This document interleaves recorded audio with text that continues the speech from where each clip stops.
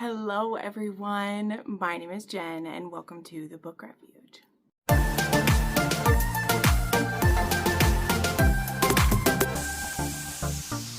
Hello and happy Valentine's Day. That's when you should be seeing this. I mean, if you're watching it on the day it comes out anyway, I have this planned for it. I am out of town this weekend celebrating a love that is literally half a century plus old, okay? My grandparents have been married for 60 years today, which is beautiful, okay? And so I am in a small town in Minnesota celebrating their love, which is beautiful. They would not approve of the video that I'm filming today. I mean, they obviously approve of love, but we don't talk about the videos that I film with my grandparents. I'm gonna do a little steamy romance rec video for those of you who, you know, maybe are going to have a little bit of self-love today. You know, or maybe with your partner too. Maybe you read these books together. I don't know. But it's gonna be fun. And I am all pinked out, although I do have my turquoise ring, but I'll show it off in a second. I even have, obviously it doesn't look pink, but this is strawberry vanilla Dr. Pepper too, which is nice. I was scratching my head for what type of video to make, and I realized I hadn't done really a like good old get your blood pumping steamy romance rec, and I was like, well, but it's Valentine's Day when the next video comes out, so that seems a little on brand for you, Jen, to get one of those rolling. So probably gonna call it Galentine's Recs, but it's gonna be steamy romance Recs. Because yeah, I think the last time that I did one that was just steamy Recs was probably for my hottest romances of 2025, which was back in December, right? So yeah, I pulled these just from, some of these are old favorites too. Like I went way back. Some of them are more recent reads, but quite a few of these are actually older ones, which is fun. And we're gonna go through those. I'm excited to do that for you today. First I'm gonna show off though, I did my nails yesterday and I gotta show them off. Because I don't know how long they'll last since it's the first time I've ever tried these, but I did my nails myself. These are stickers, by the way, but I do gel nails at home. Gotta check out my little thumb, says love there. So they're little stickers and they're under the gel, which is so cool. Like they're not gel stickers. They are this, I use Olive and June gel. That's my favorite that I've discovered. I bought it at Target one day and then that's what I buy. And then I bought some stickers. Yes, I did buy them on Temu. I'm sorry. I didn't know if I would like them and Temu had them for just a couple bucks. I know, I'm sorry. But I bought just a couple different designs on Temu of these. And so sorry to start off this video. You can skip to the book recs if you want to. But I wanted to see if I could do it, and it did take me quite a while. I spent too much time doing this. I got distracted by the day, but I wanted to do some Valentine's nails. And so, yeah, but basically what you do is you do your base coat, you do the nails. Then this is what I like didn't know how to do that I had to watch a couple videos for, because every video I watched, they were like doing it on an acrylic nail that then they were putting gel on, and I was like, I just want to watch someone doing it on their fingernail. I didn't understand because I'm not a nail tech, but it turns out it's the same if you do it on your nail. So you put the base coat, the gel on, and then you use alcohol and you wipe on the nail before you put top coat on. So you wipe it so it's not tacky, and then you put the nail stickers on, and then you put top coat on and you cure it, and then it's just like a regular one, and now the sticker is underneath your nail. Now you got to make sure the sticker is within the boundaries of your nail so that the top coat can fully go over it. And there is only one nail that I kind of messed up, so I'm going to redo that one today before I leave town. Like I kind of messed up right there where like the stuff peeled and so the sticker's coming up, so I'll fix it. But otherwise, they looked cute. This is probably my favorite one. I love that little sticker. And then, sorry, I'm like flipping you off. And then I also love that design. So anyway, I did my nails. So you're going to see these while I'm talking about my books. Anyway, like I said, these are just Steamy Recs. So there's no theme for this at all. They don't even have a like chili pepper minimum at all. I literally just picked Steamy Recs, which can mean anything. Steamy, spicy, chili pepper. You know how it goes. They're just ones I think are sexy. And I'll tell you why I think they're sexy, obviously, as I recommend them. And yeah, these ones don't have any type of theme. But as you'll see with some of these, I went back in the vault for a couple of these ones. So I can't wait to get to them. Let me just adjust my light before we get too crazy. Because, of course, the lighting. But, oh, and then one other thing. I used soft pink for my eyes. And then, of course, I have my new Fenty, sorry, not Fenty, like it's a drink, my new Fenty lip that I talked about in my book haul that I've been wearing ridiculously. So let's get into this. All right, starting off, this one already is a throwback, but it works because this was also a recent re-release. This series is getting re-released with new covers. And so I was sent a promo copy of it, and it made me very excited to reread, which I haven't yet, but I'm actually going to because I love this series so much, and I love the new covers. They're getting clinch covers on the front, like it's not hidden or have a discreet cover, like they are putting it out there. So this first one is The Beast by Katee Robert. So this is actually book 4 in the Wicked Villains, but each one works as a standalone. And this is a MMF romance, and this one is kind of, you know, based on Beauty and the Beast. So this is part of the Wicked Villains, and, you know, each one is a, like, if the villain gets the girl or the guy, or in this case, the both. And this one is a romance between Gaetan, which would be kind of like the Gaston character, Beast, and Isabeau, or like the Belle character. And I love this one. I'm trying to think, what were my favorites in the original series? I mean, I really liked all of them, but my favorites were probably A Worthy Opponent, The Beast, and A Lesson. What is it? Learn My Lesson were probably my like 3 favorite ones. But in this one, Isabeau kind of makes a deal where she hands herself over to Gaetan and Beast to basically like do what they want to with her, and if she can withstand it, they will help her family out basically after the father has died. And she has been interested in both of them at different times. And there was a bit of a love triangle going on. But this time around, they both get the chance to mess with her. So she couldn't choose between either of them. They gave her an ultimatum in the past. They gave her an ultimatum to choose between her, and she couldn't do it. And so neither of, like, she couldn't be with either of them. And now this time around, she's asking for, like, both of them. And so literally says this, that she'll do anything for her family, even if it means agreeing to the terms that they set, the 3 of them together, but only for as long as it takes for her to choose one of them. So she's still supposed to pick one. But it's a power game that they're playing, and she kind of wants them to realize that they can, all 3 of them, be together, because it's Katee Robert, and why choose is literally the statement of the game. And we can all be fucked and fuck each other, and it'll be great. So in this case, they're both kind of dommy.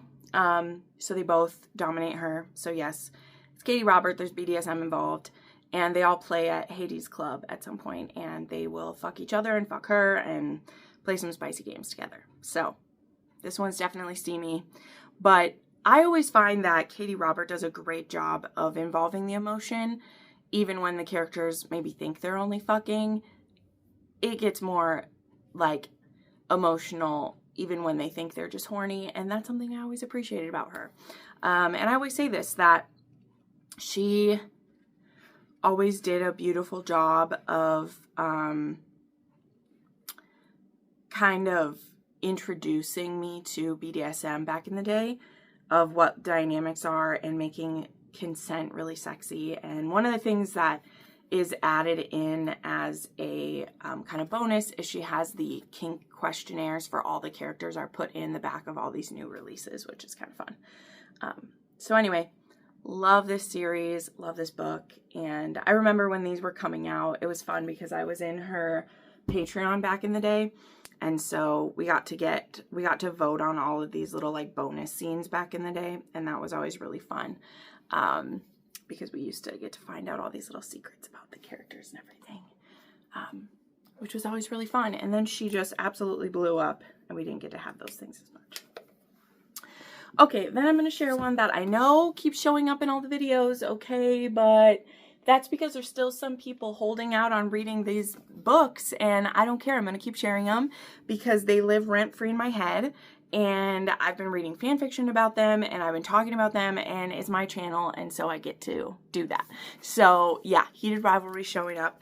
Also because if you've ever seen the graphics going around on Instagram or anything, you'll know that Heated Rivalry and The Long Game are the two spiciest books in the series. And so if you've watched the show, which I know people think is really spicy, but in general, there's not actually that many steamy scenes in there. It just feels like it because they're extended scenes. And they're all, you know, simulated sex scenes, as lately there's been a lot of interviews with Shayla Hunter that are going around. She's done quite a few interviews recently, which have all been very beautiful. There particularly is one I just saw yesterday that was actually an interview with some other intimacy coordinators. There is actually an intimacy coordinator podcast, by the way, which I will be watching more episodes of because they break down intimacy scenes, both ones that haven't used intimacy coordinators and ones that have. Like literally they do like the sex scene from Breaking Dawn, which I haven't watched that episode yet. I only watched the ones where they do Heated Rivalry so far, but I will be watching those other ones. But they had Shayla Hunter on and she breaks down a few of the scenes in there. Anyway, that's about the show. But if you think the show is spicy, you need to read the books because my loves, you will come to know Shane and Ilya in a whole different and fleshed out way that, in my opinion, just enhances how beautiful and sexy the show is. So, Heated Rivalry will continue to show up on my videos for ages to come. And that's enough puns that I've made. Do yourself a favor this Valentine's Day. It is much more widely available now than it had been when the show first came out, you know, because Harlequin, of course, wasn't expecting it, which I do talk about in a couple videos that I make about why that actually happened. Harlequin wasn't quite as, you know, let's see, asleep at the wheel as we assumed. Just a little bit of behind the scenes to let you know. They moved up the release of this show by literally 3 months. I don't know if you guys have ever seen the stuff on that. So the production of the books, you know, they weren't expecting to have to pump those out as quickly as they could. And there are other people's books that were in line to be produced, right? Like it's a big deal to all of a sudden literally need to start pumping out millions of copies of a book when there are, you know, other people's books whose turn it is to get printed, right? It's not as easy as we, the fans, would like to demand it to be, if only it were as easy as we want it to be. But, you know, the show was originally slotted to come out now. I didn't know that until, well, I mean, I've known it for about a month now.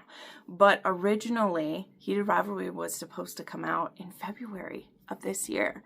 And they moved it back because they thought it would hit better over the holidays. And I mean, holy shit, they were right.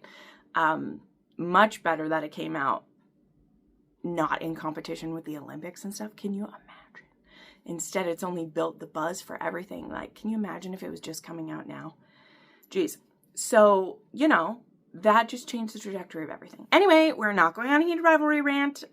Just giving that a couple of minutes. Moving along to another one that I really, really loved.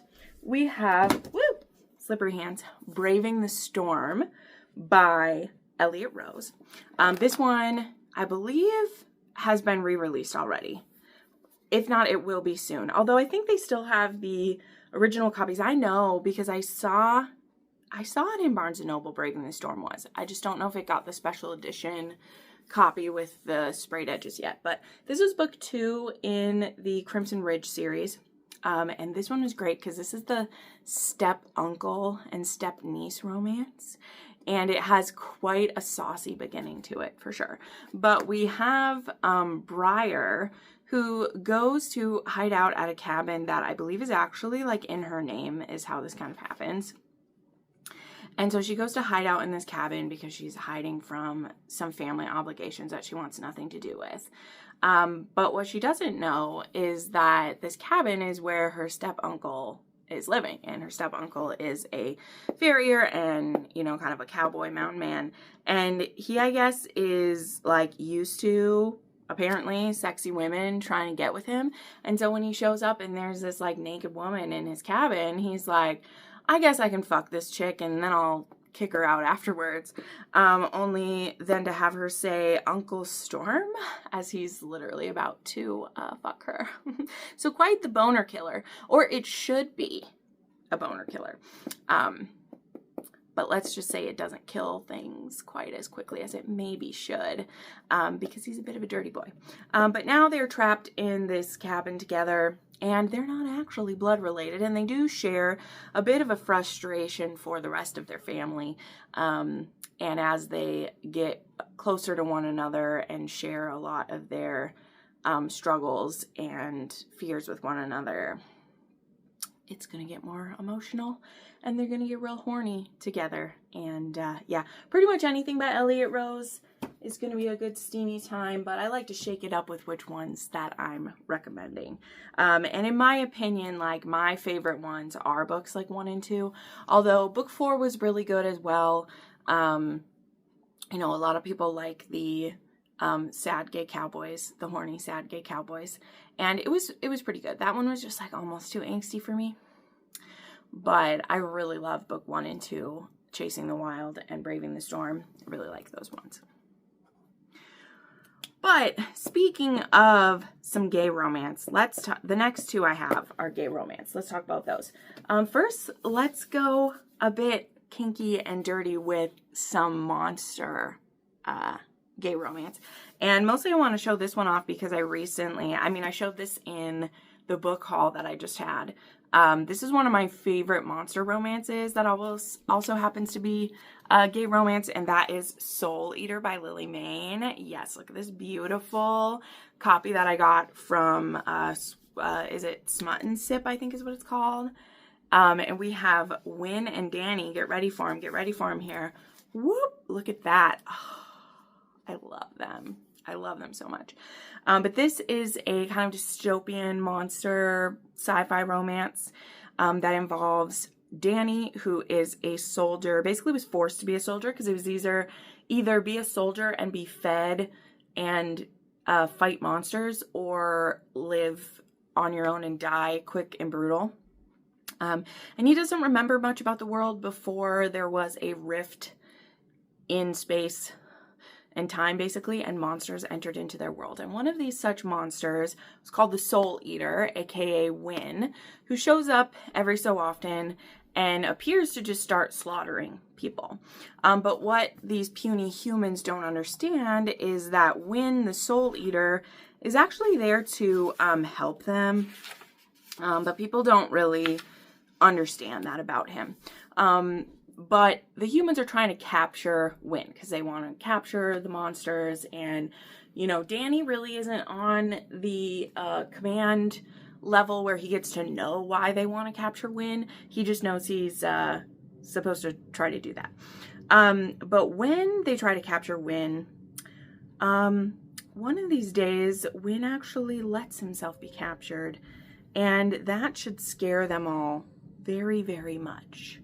That Win lets himself be captured by these people, okay? And when he lets himself be captured by the people, he demands to speak to Danny. In fact, he will only speak to Danny. And that also is very disturbing because Danny's like, what the fuck does this thing want to do with me?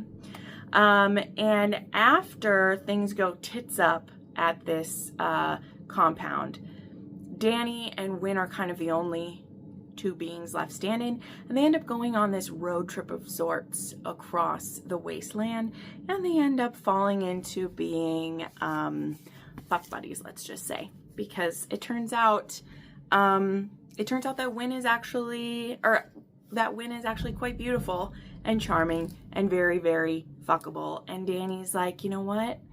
Who's left around to judge me? Who's left to judge me? I'll fuck this beautiful monster and see what comes of it. So that's Soul Eater.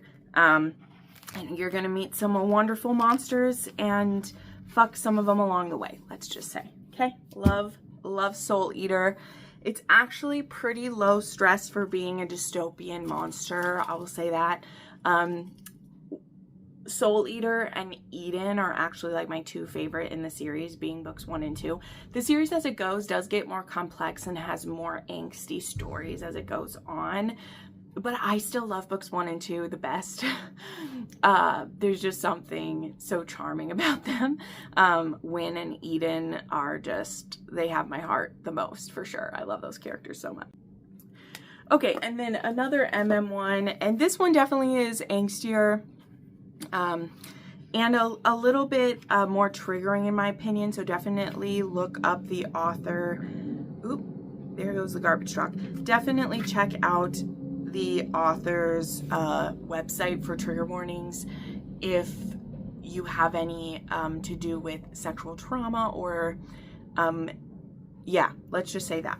But one I finally read recently was For the Fans, which is a stepbrother sex worker romance. In fact, they become basically sex workers together when they become stepbrothers in their late teens, and they also end up at the same college, and they they have a very antagonistic relationship with one another. One of them, Kyron, is a football star, and Avi is a bit of a nerd and a flake. But they both end up at the same college, and when they are in their like sophomore, senior years? I can't remember which year of school they're in. Their family ends up losing their money, and so they both lose their money to stay at school. And they end up, Avi ends up turning to OnlyFans, and through a complicated, series of situations, which I won't get into explaining in a little quick blurb here, Kyron ends up doing some sexy things with him for them to make money. And it slowly starts to unravel some things about Kyron's past as these two discover they're not just fucking for money. And they form a very deep connection with one another that is much more serious than either of them expected. So there is a lot of internalized homophobia. As I said, there's some trauma in the past, particularly of Kyron, that you'll want to look into if that could trigger you. But this ended up being a very beautiful story. It is very sexy, very erotic. There is a bit of like fetishizing going on in here as well, because again, they are making content for viewers, and so fetishizing is a bit of their job. So be prepared for that as well. But very, very, very hot. And the audiobook is pretty good as well. That's what a lot of people love it for. Okay, another lovely monster-ish romance that I love. Actually, one of my 6-star reads from the past is Entreat Me. This one came back to my mind the other day, and now it's just been sitting there. I really want to reread this one. Entreat Me by Grace Draven is a Beauty and the Beast retelling. It always is tough to show up on camera because it's very shiny. I wish there was a matte option for this one. But this one involves Louvain, or Lou, who is actually a widow, and her sister is actually more of like the beauty character, as it were.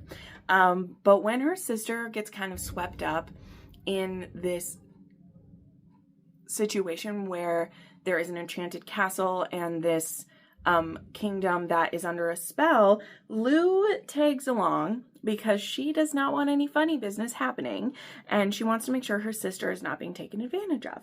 And so she ends up promising to stay there with her sister through the winter and keep an eye on things and make sure that if her sister doesn't want to stick around, she has the option to leave.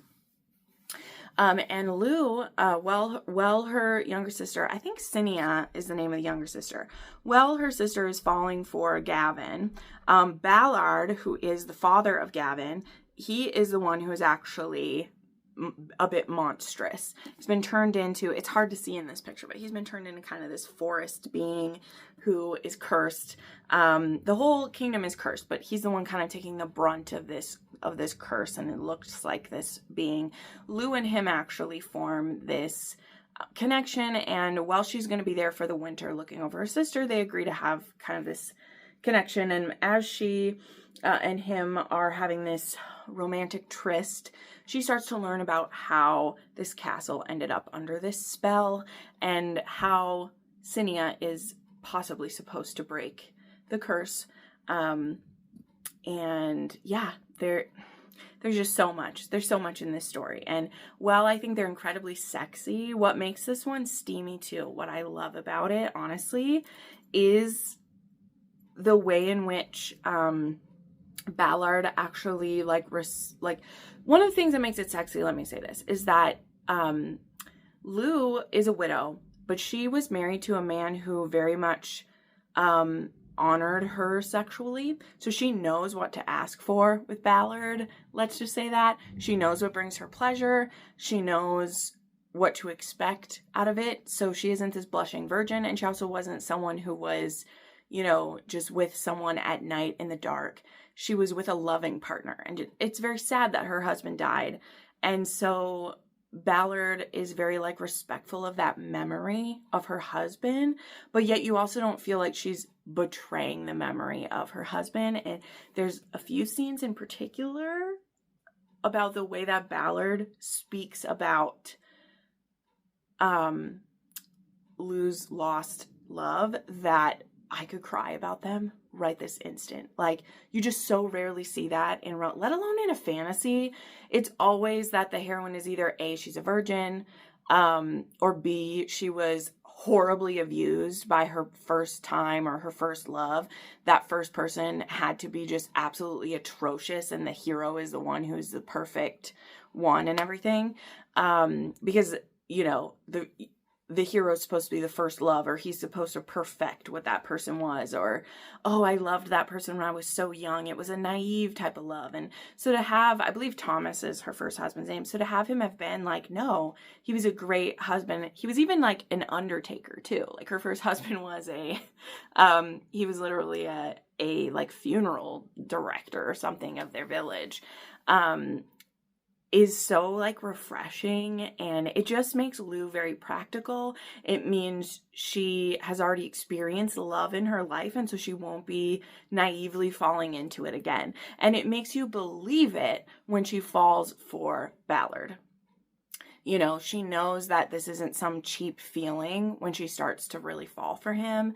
And again, it makes, I'm going to cry. It makes the way that Ballard respects her first love so beautiful. I'll just tell you, because this is an old book, I'll tell you, he respects that man so much and is so happy that she had a first love who took care of her, that when they have a child together, he wants them to have one of the names be after Thomas, because he realizes how important that man was, and doesn't want Lou to ever forget him, because he deserved to be remembered. And there's nobody to carry on Thomas's name now, because she has Ballard's name now that she's married to him. So anyway, I just had to talk about it because this was a 6-star read, and I never ever want anyone to forget Entreat Me, because it's one of my favorite fantasy books of all time, and it deserves it because it is a more mature Beauty and the Beast, and it's not the most classic version of it. It's so different, and I love that Lou isn't this 18-year-old virgin who is just stumbling through the story. Like, she's whip smart and she's a bit hard-edged and kind of bitchy at times, and Ballard just like loves how snarky she is, and that just attracts him to her even more. So anyway, I spent way too much time talking about that one, but I love it so much, and there'll be links to all these books down below if you want to get any of them. So, quite gonna change the subject to a partner who's definitely the opposite of Ballard and Thomas. Here's one that doesn't get talked about a lot because a lot of people hate this one. But if we're talking about a steamy little Galentine's read, that definitely could be a, what do we call these ones, the one-handed reads for the night. You could definitely read this in one sitting here. Was The Best Man by Sam Mariano. So this was actually one that Sam wrote when the Amazon for a little while had that app that was trying to be the, what was this originally called? Vella. Yes, it was originally on Kindle Vella in 2023. And then she, not only does Kindle Vella not exist anymore, but she ended up pulling it off and getting it published this way. And this one basically takes place on like the bachelorette night for this. So this is super dubious consent. And I love the note that Sam writes. So I'm just going to read part of this little note because this is a totally fucked up story. Okay, we're just telling you that. This involves cheating. This involves manipulation. There's dubious consent. And like there's cheating. There's multiple people doing the cheating. And like, so let me just explain this little part here. So yeah, this is dubious consent. This is not real life. It's fiction. We can play dirty here. If you enjoy my manipulative mastermind heroes, I think you'll enjoy this. But let me be clear. We're in Mateo territory, not Carter. I'm talking absolute domination, absolute possession. You are his and he knows how to take care of you and he will do whatever the fuck he wants to you. There's no lines that he won't cross. There are no boundaries that are remotely enforceable. It doesn't matter if it's a hard limit. You'll put your ass up and take it like a good girl anyway and get the fuck out of his bed. He will not be punished for his brutality because he will make you love him for it. There are no safe words and nothing close to one. He's the master. He makes all the decisions. He knows what he's doing and you're in capable hands. If you can't submit, then it will never work. If you can, you will find bliss and you don't belong to him. He cannot even fathom it. So, as you may have guessed from Mateo territory, audience-wise, this is probably best fit for readers who enjoyed the Morelli series. That's the series that belongs to Mateo. This story is a little more sexually adventurous because it's super short, and this doesn't really have a hero. If you enjoyed Stitches, that is another pretty good indication you'll enjoy this. So, this one's basically all sex. I prefer every scene in this book. Hold on. If you skim the sex, you'll miss the story. I'm not big on gratuitous sex, so I prefer every scene in the book to be there for a reason. So that's what's happening in this one. So this book is literally an erotic tale of manipulation and like it's a mind fuck all the way through. Like you don't even understand what's happening here. So this is what it says. The man I love is not for the faint of heart. He's an artist, a maniac, a brilliant sculptor, capable of molding the most delicate clay into something beautiful and unbreakable. He teases that he makes magic, but it's not a joke to me. He is a magician. He will break you apart and rebuild you, and only then will you know true freedom. He will give you what you never knew you needed, whether you want him to or not. He will make you his, if you're me anyway. I thought I knew what love was, but he opened my eyes to depths invisible to anyone who doesn't know him. I don't know how I lived for so long in the cold, cruel world without him. Now I need him to breathe, and he needs me the same way. Call it a sickness, call it obsession, tell me I'm brainwashed, that he's more villain than hero. I don't care. I'm in love, and this is the story of how he made me his. So, this book, I'll easily say this is The Best Man. And in the beginning of this story, our heroine is engaged to one brother, and she ends the story with the best man. But in between, she's fucked by every man in the family on the bachelor night. But it's done in a very interesting way.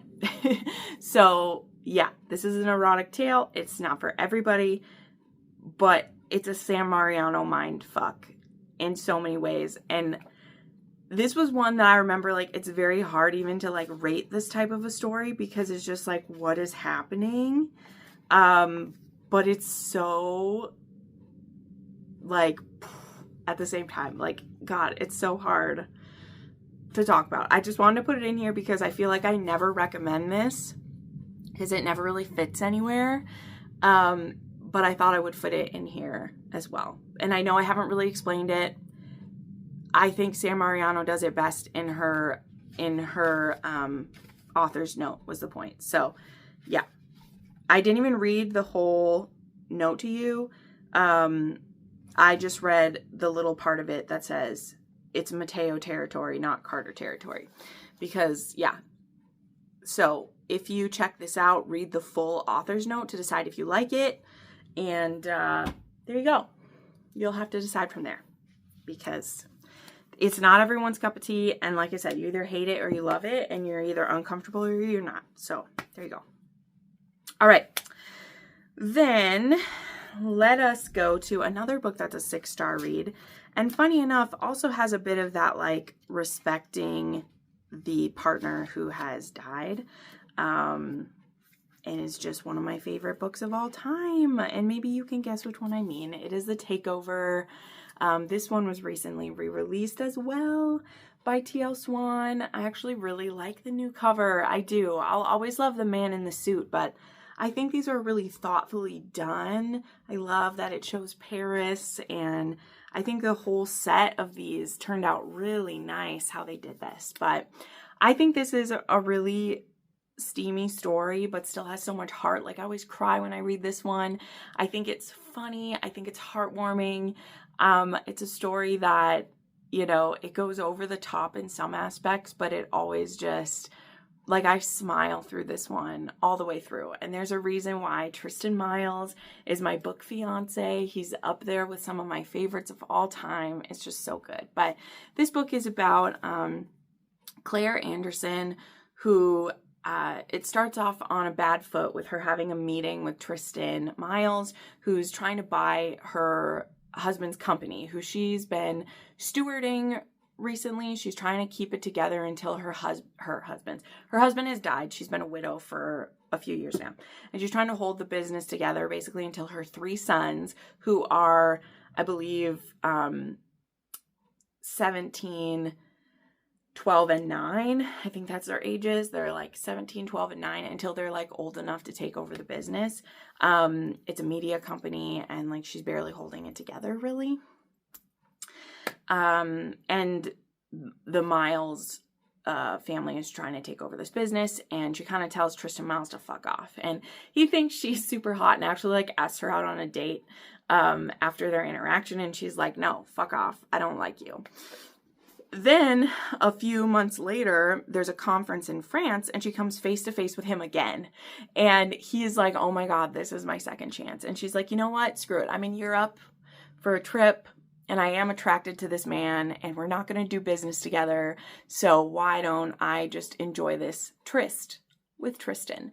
And they do. They end up having a week-long fling. She extends her stay a little bit, and they have some of the most fun, sexy time she's had in ages.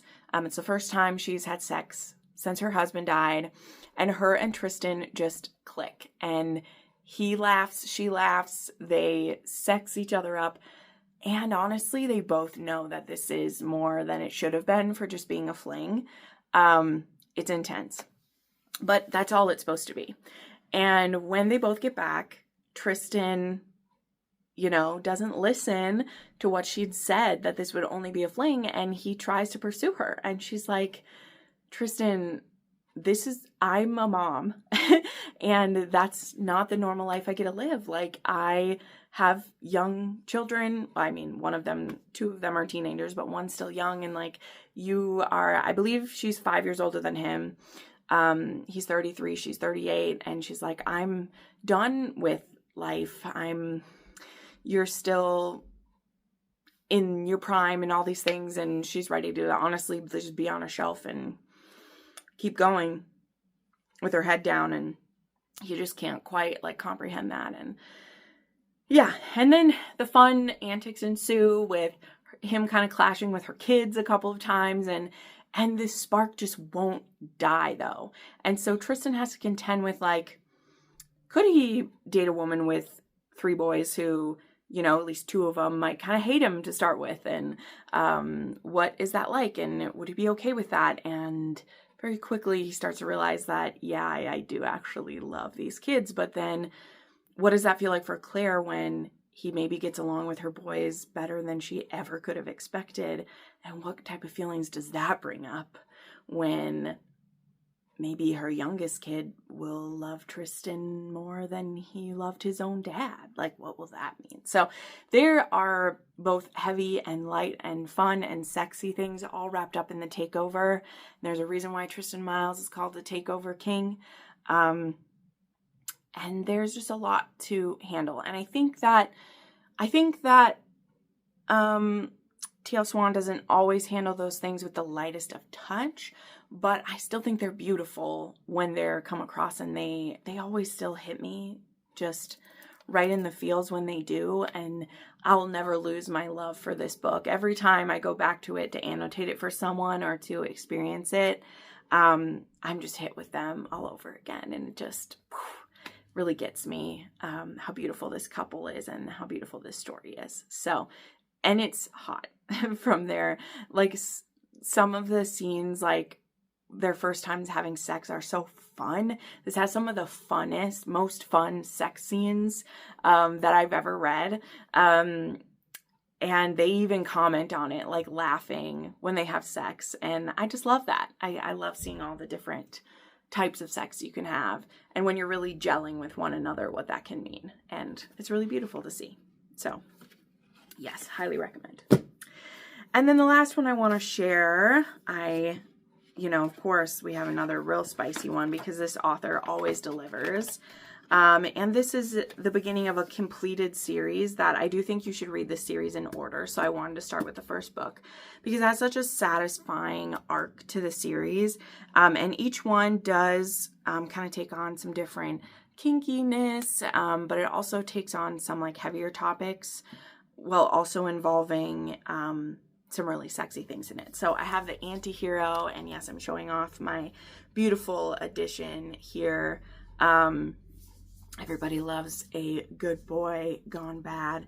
We have the anti-hero, which is book 1 in the Good Brothers. And this one is about Adam and Sage. And Adam is the oldest of the Good Brothers.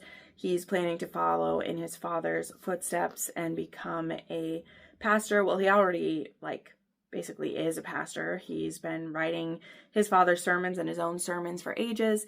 And then some info starts coming out about his father, and he discovers that his father has a membership to a kink club, and that his father's been cheating on his mother for years.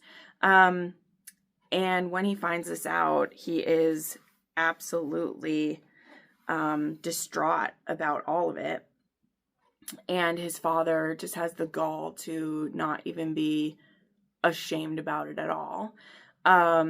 And it really kind of sets Adam down this really kind of destructive path. And to get revenge against his father, he meets up with Sage, who is actually part owner of the club that Adam's father had the membership at. And they start making these like sexy tapes to where Adam isn't hiding who he is in them at all. To kind of shame Adam's father a bit by being the minister, this famous minister's son, making sex content, basically. So someone else also posting basically on OnlyFans. It's not, in this one, Sarah Kate called it something else, but that's basically what it is. And Adam starts to discover that he actually really likes a lot of the kinky things that they're doing too. And then that leads him to another kind of crisis as well, that he's like, oh no, am I like my father? And him and Sage have to have some discussions about that, about like what that means and everything too. So really love this. The series is so fun.